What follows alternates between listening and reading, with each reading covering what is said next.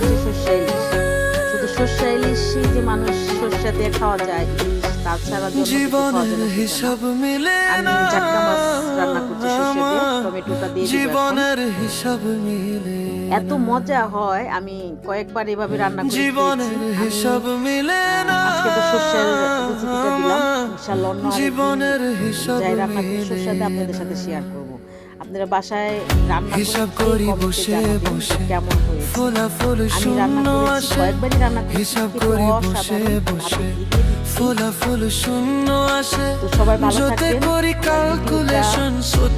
Share করবেন, like comment করবেন, আর subscribe করে বেল আইকনটি বাজিয়ে দিবেন।